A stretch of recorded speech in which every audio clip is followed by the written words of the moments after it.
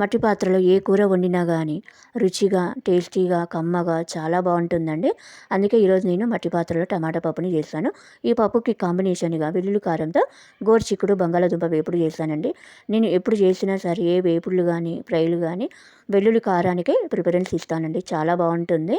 మరి తయారీ విధానం చూద్దాము. హాయ్ అండి, అందరూ ఎలా ఉన్నారు? ఈరోజు మట్టి పాత్రలో టమాటా పప్పుని చేయబోతున్నానండి. ఈ పప్పుకి కాంబినేషన్గా గోరుచిక్కుడు ఆలు వెల్లుల్లి కారంతో ఫ్రై చేస్తున్నానండి. ముందుగా పప్పు ఎలా చేయాలో చూద్దాము. మట్టి పాత్రలో కొద్దిగా కందిపప్పు తీసుకొని నీట్గా క్లీన్ చేసి పెట్టుకున్నానండి. ఇలా క్లీన్ చేసిన తర్వాత 2 గ్లాసుల వరకు వాటర్ పోసి ఆ తర్వాత పసుపు నూనె వేసి మొత్తం కలిసే విధంగా కలుపుకొని మూత పెట్టి స్టవ్ మీద పెట్టి ఉడికించుకోవాలండి. 80% వరకు ఈ పప్పు ఉడకాలి.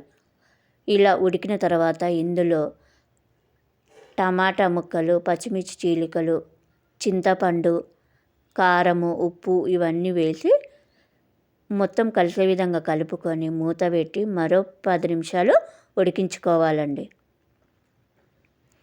పప్పు ఈ విధంగా ఉడికితే సరిపోతుందండి. ఇలా ఉడికిన పప్పుని తాలింపు వేసుకుందాము. కళాయి పెట్టుకొని నూనె వేయాలండి. నూనె వేడెక్కిన తర్వాత 2 ఎండుమిరపకాయలు తీసుకొని తుంచుకొని వేయాలి. ఆ తర్వాత ఆవాలు, జీలకర్ర, కరివేపాకు వేసి ఆవాలు చిటపట అనే వరకు ఫ్రై చేసుకోవాలండి. ఇలా ఫ్రై అయిన తర్వాత సన్నగా తరిగిన ఉల్లిపాయ ముక్కలు కూడా వేసి మంచి కలర్ వచ్చే వరకు వేగనివ్వాలి. ఈ విధంగా వేగితే సరిపోతుందండి. ఈ తాలింపును పప్పులో వేసి మొత్తం కలిసే విధంగా కలుపుకొని కొత్తిమీర వేసి స్టవ్ బంద్ చేసుకోవడమేనండి. వేడివేడిగా టమాటా పప్పు రెడీ అయ్యిందండి. చాలా బాగుంటుందండి. వేడివేడి అన్నంలో వేసుకొని తింటే మాత్రం కుండలో పప్పు కదా, చాలా టేస్టీగా ఉంటుంది. టమాటా పప్పులోకి బెస్ట్ కాంబినేషన్ అండి. వెల్లుల్లి కారంతో గోకరకాయ బంగాళాదుంప వేపుడు చాలా బాగుంటుందండి. ముందుగా ఒక గిన్నెలోకి నీట్గా కడిగి పెట్టుకున్న గోకరకాయ ముక్కలు, బంగాళాదుంప ముక్కలు వేసి వాటితో పాటు ఉప్పు, వాటర్ కూడా వేసి మొత్తం ఒకసారి కలుపుకొని స్టవ్ మీద పెట్టి ఉడికించుకోవాలండి. ఈ గోకరకాయలు ఉడికేలోపు వెల్లుల్లి కారాన్ని ప్రిపేర్ చేద్దామండి.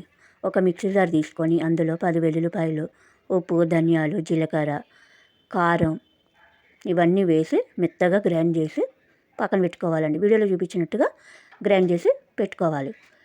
గోకరకాయలు కూడా ఉడికినాయండి. ఈ విధంగా ఉడికితే సరిపోతుంది.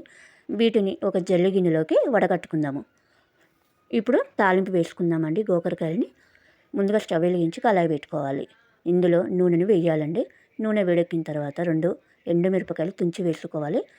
ఆ తర్వాత పచ్చిశనగపప్పు, జీలకర్ర, ఆవాలు వేసి ఆవాలు చిటపట అనే వరకు ఫ్రై చేసుకోవాలి. ఆవాలు ఎప్పుడైనా సరే వేగితేనే బాగుంటుందండి, లేకపోతే పచ్చివాసన వస్తుంది. ఇలా వేగిన తర్వాత ఉల్లిపాయ ముక్కలు, కరివేపాకు వేసి మంచి రంగు వచ్చే వరకు ఫ్రై చేయాలండి.